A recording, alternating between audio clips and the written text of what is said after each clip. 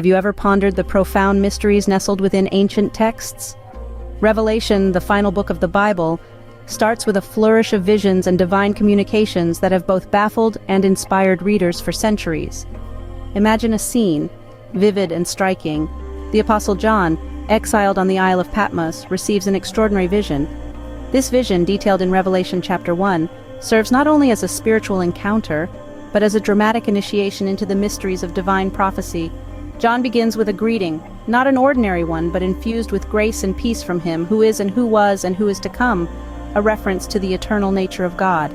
This phrase encapsulates the timelessness of the divine being, suggesting a God beyond all human understanding of time and existence. As the vision unfolds, John turns to see the voice that speaks with him. Described as like the sound of rushing waters, it marks the powerful and overwhelming presence of the divine. He sees 7 golden lampstands, and among them one, like a son of man, clothed in a robe reaching down to his feet. This figure, a blend of human and divine, resonates with messianic imagery, hinting at Jesus Christ himself. The description intensifies with the figure wearing a golden sash around his chest, his head and hair white like wool, as white as snow, and his eyes like blazing fire. This portrayal is rich with symbolic meaning, suggesting purity, agelessness, and penetrating judgment. His feet are like bronze glowing in a furnace, and his voice like the sound of rushing waters. In his right hand, he holds 7 stars, and out of his mouth comes a sharp, double-edged sword. His face is like the sun shining in all its brilliance. This vivid imagery not only conveys the majesty and authority of the figure, but also the power of his word and judgment. John, overwhelmed by the sight, falls at his feet as though dead, but the figure lays a reassuring hand on him and says, "Do not be afraid, I am the first and the last. I am the living one. I was dead, and now look, I am alive forever and ever, and I hold the keys of death and Hades." Here, the figure clearly identifies as Christ, linking the narrative to Christian beliefs of resurrection and eternal life.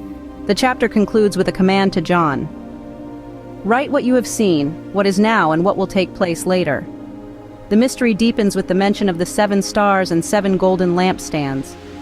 The stars are the angels of the 7 churches, and the lampstands are the 7 churches themselves. This first chapter of Revelation sets the stage for the unfolding of cosmic events, emphasizing themes of divine judgment, the eternal nature of Christ, and his authority over life and death.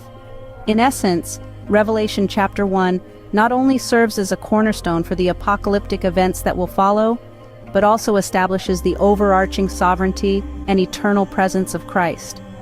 It challenges readers to consider the spiritual dimensions that stretch far beyond our earthly existence, inviting us into a deeper reflection on our place within the divine narrative. Such is the power and mystery of Revelation, a book that continues to inspire, challenge, and guide through its enigmatic and profound visions.